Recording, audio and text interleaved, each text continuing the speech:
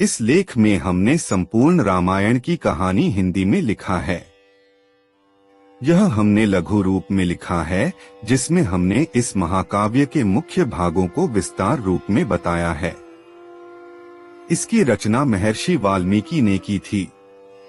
वैसे तो रामायण कथा बहुत लंबी है, परंतु आज हम आपके सामने इस कहानी का एक संक्षिप्त रूपरेखा प्रस्तुत कर रहे हैं। रामायण की कहानी मुख्य रूप से बालकांड, अयोध्या कांड, अरण्य कांड, किष्किंधा कांड, सुंदरकांड, लंका कांड और उत्तरकांड में विभाजित है। रामायण के महाकाव्य में 24,000 छंद और 500 सर्ग हैं, जो कि 7 भागों में विभाजित हैं। रामायण श्री राम, लक्ष्मण, सीता की एक अद्भुत अमर कहानी है, जो हमें विचारधारा, भक्ति, कर्तव्य, रिश्ते, धर्म और कर्म को सही मायने में सिखाता है। आइए शुरू करते हैं रामायण की पूर्ण कथा हिंदी में संक्षिप्त रूप में। राम सीता जन्म कथा। प्राचीन काल की बात है। सरयू नदी के किनारे कोशला नामक राज्य था। कोशला राज्य की राजधानी अयोध्या थी, जिसके राजा का नाम दशरथ था। राजा दशरथ के 3 पत्नियां थी, जिनके नाम थे कौशल्या, कैकई और सुमित्रा। परंतु बहुत समय से उनकी कोई भी संतान नहीं थी, जिसके कारण उन्हें उत्तराधिकारी की कमी हमेशा सताती थी। इसके विषय में उन्होंने ऋषि वशिष्ठ से बात की और पुत्र कामिष्टि यज्ञ करवाया। यज्ञ के कारण उनकी पत्नियों को 4 पुत्र हुए। उनकी पहली पत्नी कौशल्या से राम, कैकई से भरत और सुमित्रा से लक्ष्मण और शत्रुघ्न का जन्म हुआ। सभी राजकुमार शास्त्रों और युद्ध कला में निपुण थे।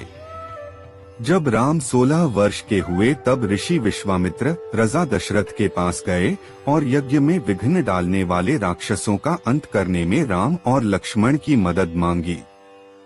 राम और लक्ष्मण ने इस कार्य को आदर से मान और कई राक्षसों का अंत किया, जिसके फलस्वरूप उन्हें ऋषि विश्वामित्र ने कई दिव्य अस्त्र प्रदान किए। एक दूसरे प्रदेश मिथिला के राजा जनक भी निसंतान थे। ऋषियों के कहने पर राजा जनक ने अपने राज्य के खेत में हल चलाना शुरू किया। हल चलते समय उन्हें एक धातु से टकराने की आवाज आई। जब राजा जनक ने देखा तो उन्हें सित के कलश में एक कन्या जमीन में गड़ी हुई मिली।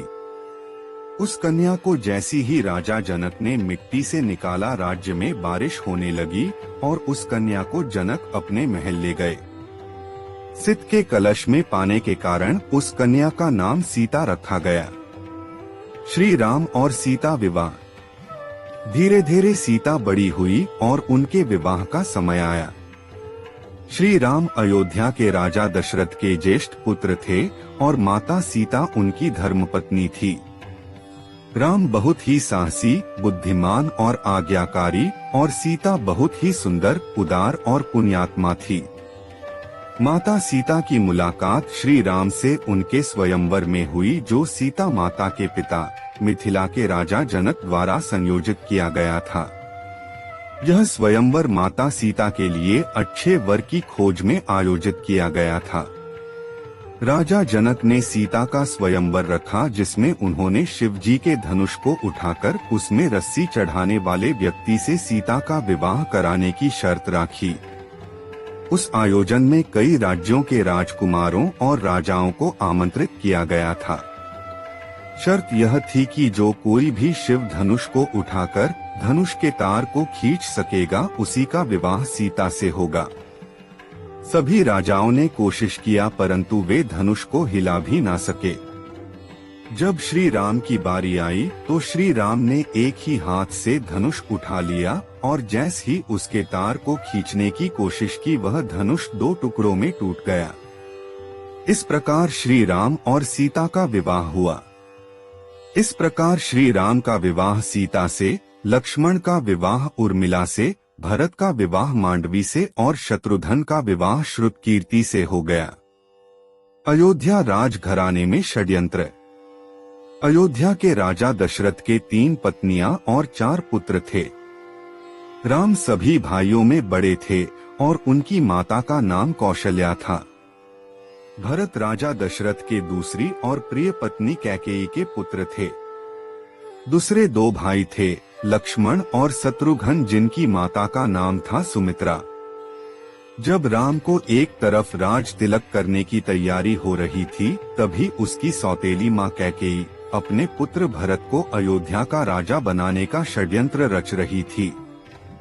यह षड्यंत्र बूढ़ी मंथरा के द्वारा किया गया था। रानी कैकेयी ने एक बार राजा दशरथ की जीवन की रक्षा की थी। तब राजा दशरथ ने उन्हें कुछ भी मांगने के लिए पूछा था, पर कैकेयी ने कहा, समय आने पर मैं मांग लूंगी।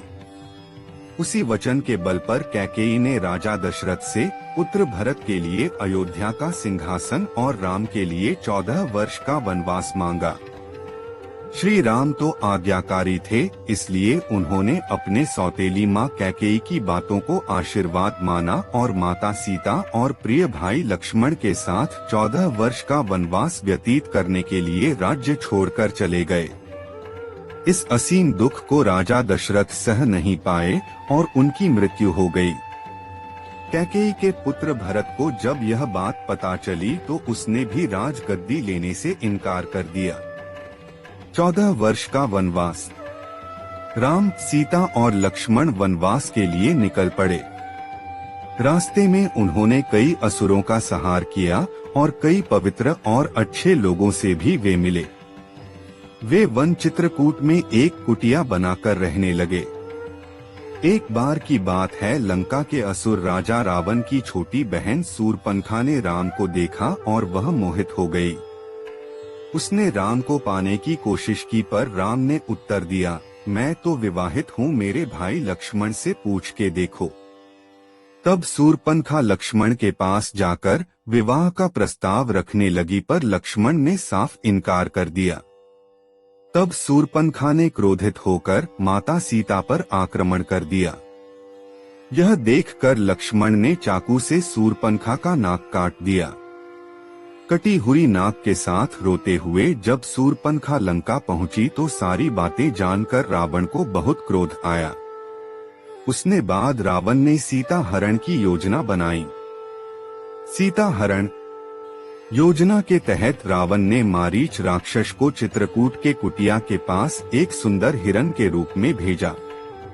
जब मारीच को माता सीता ने देखा तो उन्होंने श्री राम से उस हिरण को पकड़ के लाने के लिए कहा। सीता की बात को मानकर राम उस हिरण को पकड़ने उसके पीछे पीछे गए और लक्ष्मण को आदेश दिया कि वो सीता को छोड़कर कहीं ना जाए। बहुत पीछा करने के बाद राम ने उस हिरण को बाण से मारा। जैसे ही राम का बाण हिरण बने मारीच को लगा, वह अपने असली राक्षस रूप में आ गया और राम के आवाज में सीता और लक्ष्मण को मदद के लिए पुकारने लगा। सीता ने जब राम के आवाज में उस राक्षस के विलाप को देखा तो वो घबरा गई और उसने लक्ष्मण को राम की मदद के लिए वन जाने को कहा।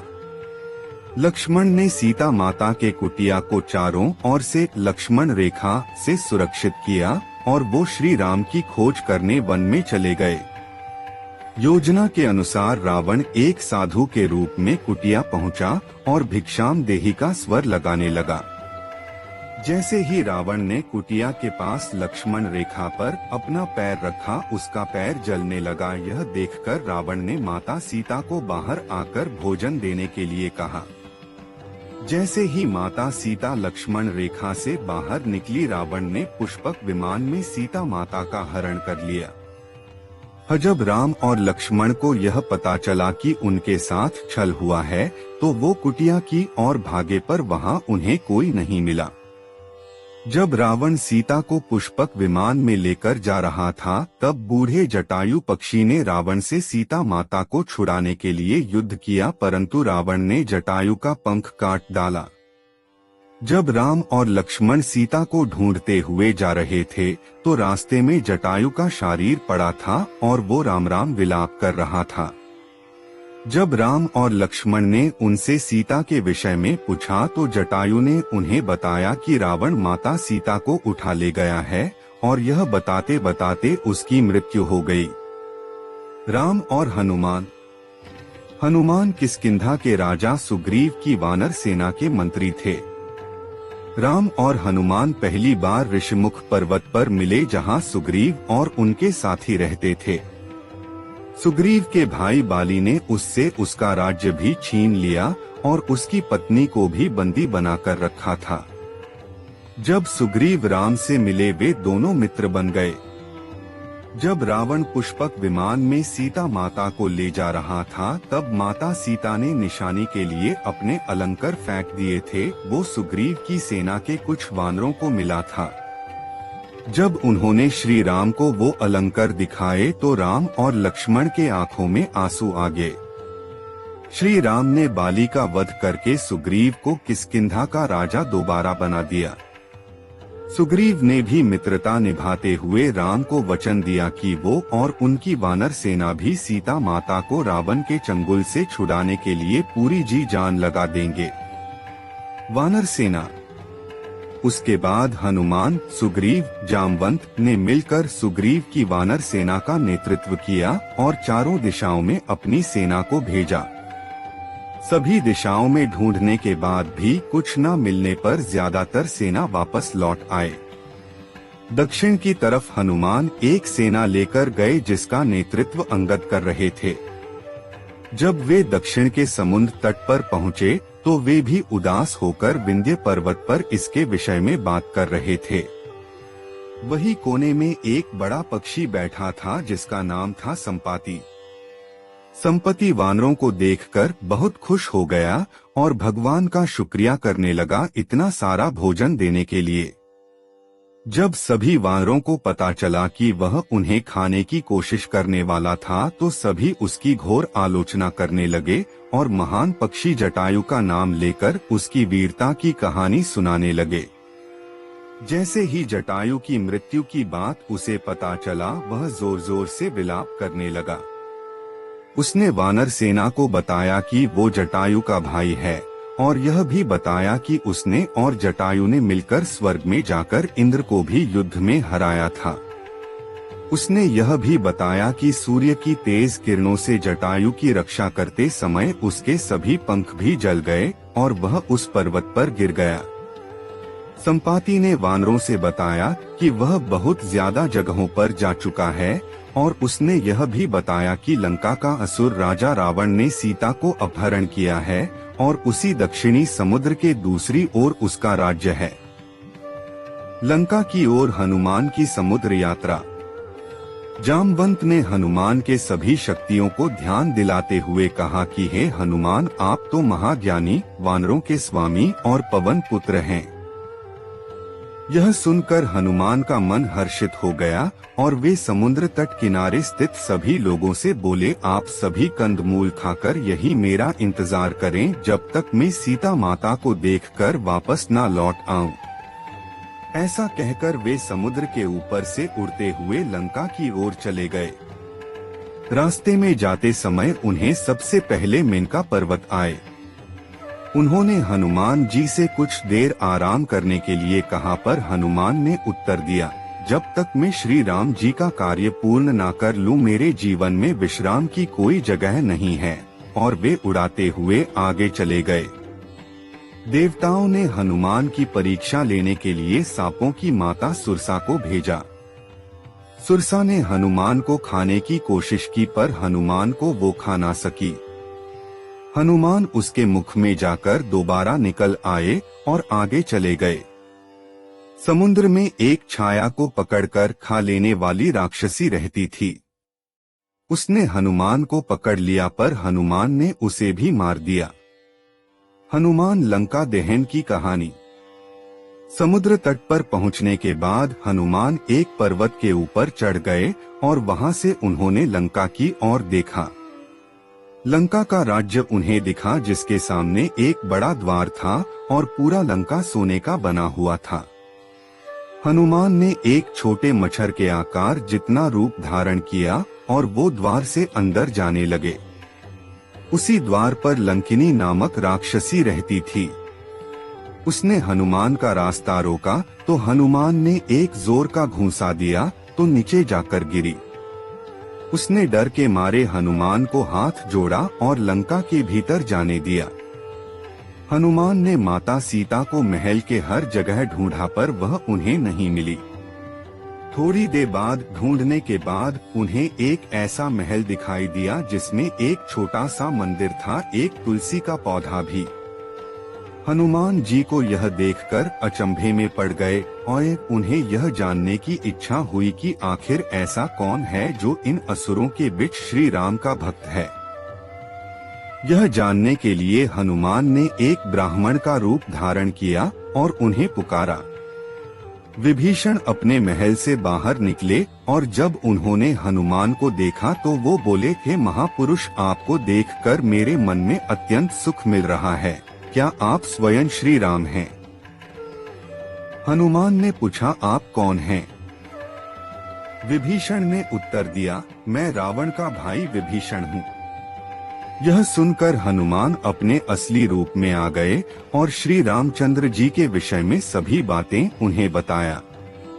विभीषण ने निवेदन किया, हे पवन पुत्र, मुझे एक बार श्री राम से मिलवा दो। हनुमान ने उत्तर दिया, मैं श्री राम जी से जरूर मिलवा दूंगा, परंतु पहले मुझे यह बताए कि मैं जानकी माता से कैसे मिल सकता हूँ। अशोक वाटिका में हनुमान सीता भेंट। विभीषण ने हनुमान को बताया कि रावण ने सीता माता को अशोक वाटिका में कैद करके रखा है। यह जानने के बाद हनुमान जी ने एक छोटा सा रूप धारण किया और वह अशोक वाटिका पहुँचे। वहां पहुंचने के बाद उन्होंने देखा कि रावण अपने दसियों के साथ उसी समय अशोक वाटिका में पहुंचा और सीता माता को अपने ओर देखने के लिए साम दाम दंड भेद का उपयोग किया, पर तब भी सीता जी ने एक बार भी उसकी ओर नहीं देखा। रावण ने सभी राक्षसियों को सीता को डराने के लिए कहा, पर त्रिजटा नामक एक राक्षसी ने माता सीता की बहुत मदद और देखभाल की और अन्य राक्षसियों को भी डराया, जिससे अन्य सभी राक्षसी भी सीता की देखभाल करने लगे। कुछ देर बाद हनुमान ने सीता जी के सामने श्री राम की अंगूठी डाल दी।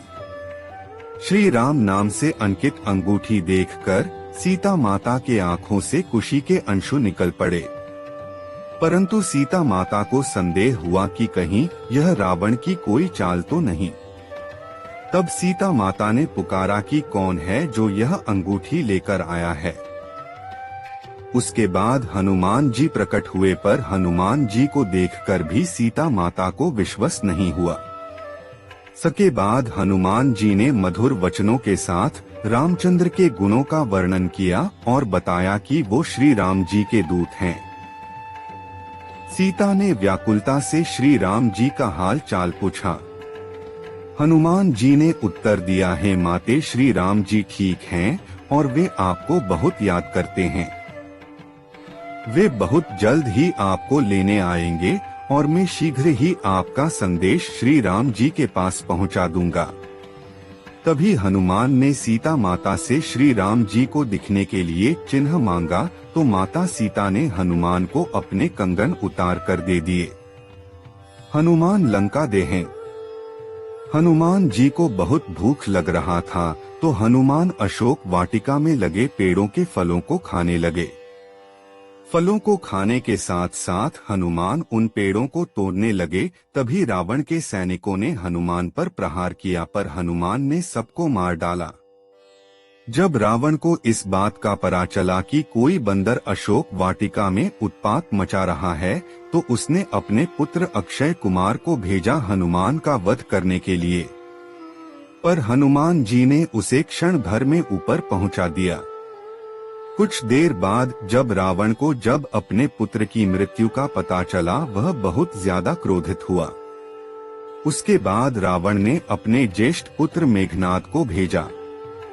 हनुमान के साथ मेघनाद का बहुत ज्यादा युद्ध हुआ, पर कुछ न कर पाने के बाद मेघनाद ने ब्रह्मास्त्र चला दिया।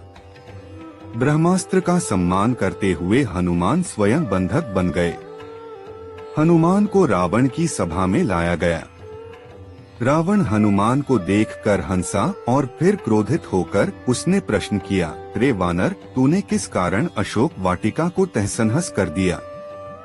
तूने किस कारण से मेरे सैनिकों और पुत्र का वध कर दिया? क्या तुझे अपने प्राण जाने का डर नहीं है?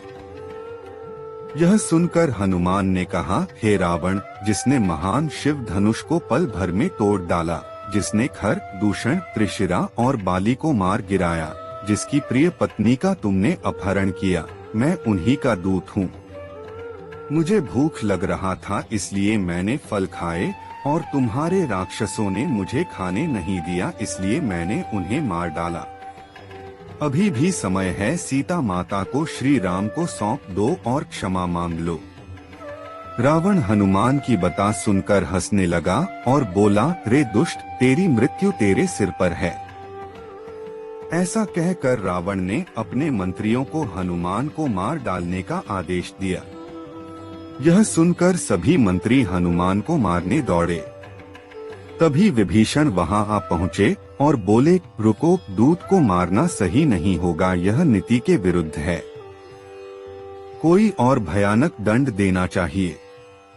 सभी ने कहा, बंदर का पूंछ उसको सबसे प्यारा होता है, क्यों ना तेल में कपड़ा डुबाकर इसकी पूंछ में बंध कर आग लगा दिया जाए। हनुमान की पूंछ पर तेल वाला कपड़ा बंधकर आग लगा दिया गया। जैसे ही पूंछ में आग लगी, हनुमान जी बंधन मुक्त होकर एक छत से दूसरे में कूदते गए और पूरी सोने की लंका में आग लगा के समुद्र की ओर चले गए और वहां अपनी पूंछ पर लगी आग को बुझा दिया। वहां से सीधे हनुमान जी श्री राम के पास लौटे और वहां उन्होंने श्री राम को सीता माता के विषय में बताया और उनके कंगन भी दिखाए। सीता माता के निशानी को देखकर श्री राम भावुक हो गए। प्रभु राम सेतु बंध। अब श्री राम और वानर सेना की चिंता का विषय था, कैसे पूरी सेना समुद्र के दूसरे ओर जा सकेंगे। श्री राम जी ने समुद्र से निवेदन किया कि वे रास्ता दें ताकि उनकी सेना समुद्र पार कर सके, परंतु कई बार कहने पर भी समुद्र ने उनकी बात नहीं मानी। तब राम ने लक्ष्मण से धनुष मांगा और अग्नि बाण को समुद्र पर साधा, जिससे कि पानी सूख जाए और वे आगे बढ़ सकें। जैसे ही श्री राम ने ऐसा किया, समुद्र देव डरते हुए प्रकट हुए और श्री राम से माफी मांगी और कहा, हे नाथ, ऐसा ना करें, आपके इस बाण से मेरे में रहते वाले सभी मछलियां और जीवित प्राणी का अंत हो जाएगा। श्री राम ने कहा, हे समुद्र देव, हमें यह बताएं कि मेरी यह विशाल सेना इस समुद्र को कैसे पार कर सकते हैं। समुद्र देव ने उत्तर दिया, हे रघुनंदन राम, आपकी सेना में 2 वानर हैं, नल और नील। उनके स्पर्श करके किसी भी बड़े से बड़े चीज को पानी में तैरा सकते हैं। यह कहकर समुद्र देव चले गए। उनकी सलाह के अनुसार नल और नील ने पत्थर पर श्री राम के नाम लिखकर समुद्र में फेंक के देखा तो पत्थर तैरने लगा। उसके बाद एक के बाद एक करके नल नील समुद्र में पत्थर को समुद्र में फेंकते रहे और समुद्र के अगले छोर तक पहुंच गए। लंका में श्री राम की वानर सेना। श्री राम ने अपनी सेना के साथ समुद्र किनारे डेरा डाला। जब इस बात का पता रावण की पत्नी मंदोदरी को पता चला तो वो घबरा गई और उसने रावण को बहुत समझाया, पर वह नहीं समझा और सभा में चले गया। रावण के भाई विभीषण ने भी रावण को सभा में समझाया और सीता माता को सम्मान पूर्वक श्री राम को सौंप देने के लिए कहा, परंतु यह सुनकर रावण क्रोधित हो गया और अपने ही भाई को लात मार दिया, जिसके कारण विभीषण सीढ़ियों से नीचे आ गिरे। विभीषण ने अपना राज्य छोड़ दिया और वो श्री राम के पास गए। राम ने भी खुशी के साथ उन्हें स्वीकार किया और अपने डेरे में रहने की जगह दी। आखिरी बार श्री राम ने बाली पुत्र अंगद कुमार को भेजा, पर रावण तब भी नहीं माना। युद्ध आरंभ हुआ। श्री राम और रावण की सेना के बीच भीषण युद्ध हुआ। इस युद्ध में लक्ष्मण पर मेघनाद ने शक्ति बाण से प्रहार किया था, जिसके कारण हनुमान जी संजीवनी बूटी लेने के लिए हिमालय पर्वत गए, परंतु वे उस पौधे को पहचान ना सके, इसलिए वे पूरा हिमालय पर्वत ही उठा लाए थे। यहाँ तक कि रावण के भाई कुंभकर्ण जैसे महारथी असुर को भी भगवान राम ने अपने बाण से मार डाला। इस युद्ध में रावण की सेना के श्री राम की सेना प्रसत कर देती है और अंत में श्री राम रावण के नाभि में बाण मारकर उसे मार देते हैं और सीता माता को छुड़ा लाते हैं। श्री राम विभीषण को लंका का राजा बनाते देते हैं, परंतु राम माता सीता से मिलने से पूर्व उनकी अग्नि परीक्षा लेते हैं। उसके बाद श्री राम सीता और भाई लक्ष्मण के साथ अपने राज्य 14 वर्ष के वनवास से लौटते हैं। उसके बाद श्री राम को अयोध्या का राजा घोषित किया गया और उनका जीवन खुशियों से बीत रहा था। कुछ समय बाद माता सीता गर्भवती हो जाती हैं। परंतु जब राम लोगों के मुख से अग्नि परीक्षा के विषय में सुनते हैं, वह माता सीता को अयोध्या छोड़कर चले जाने को कहते हैं। माता सीता को इस बात से बहुत दुख होता है। महर्षि वाल्मीकि उन्हें अपने आश्रम में आश्रय देते हैं। लवकुश का जन्म। वही माता सीता 2 पुत्रों को जन्म देती हैं, जिनका नाम लव और कुश दिया गया। लव और कुश ने महर्षि वाल्मीकि से पूर्ण रामायण का ज्ञान लिया। वे दोनों बालक पराक्रमी और ज्ञानी थे। अश्वमेध यज्ञ। श्री राम ने चक्रवर्ती सम्राट बनने और अपने पापों से मुक्त होने के लिए अश्वमेध यज्ञ किया। यह यज्ञ करने का सुझाव उनके छोटे भाई लक्ष्मण ने दिया था। इस यज्ञ में एक घोड़े को स्वच्छंद रूप से छोड़ा जाता था। वह घोड़ा जितना ज्यादा क्षेत्र तक जाता था, उसे राज्य में सम्मिलित कर दिया जाता था। इस यज्ञ को पत्नी के बिना नहीं हो सकता था, इसलिए श्री राम ने माता सीता का स्वर्ण मूर्ति भी बनवाया था। जब श्री राम का घोड़ा स्वच्छंद रूप से छोड़ा गया, तब वह भी एक राज्य से दूसरे राज्य में गया। जब वह घोड़ा महर्षि वाल्मीकि के आश्रम के पास पहुंचा, तो लवकुश ने उसकी सुंदरता देखकर उसे पकड़ लिया। जब राम को पता चला, तो उन्होंने अपनी सेना को भेजा, परंतु लवकुश से युद्ध में सब हार गए। जब राम वहां पहुंचे, तो उन्होंने उन बालकों से पूछा कि वह किसके पुत्र हैं। तब लवकुश ने माता सीता का नाम लिया। जब राम ने यह सुना, तो उन्होंने बताया कि वह उनके पिता हैं। यह सुनकर लवकुश भी बहुत खुश हुए और राम से गले मिल गए। उसके बाद वे माता सीता से आश्रम जाकर मिले। उसके बाद श्री राम माता सीता और लवकुश को लेकर अयोध्या लौट आए। आशा करते हैं आपको रामायण की यह कथा संक्षिप्त रूप में आपको अच्छा लगा होगा।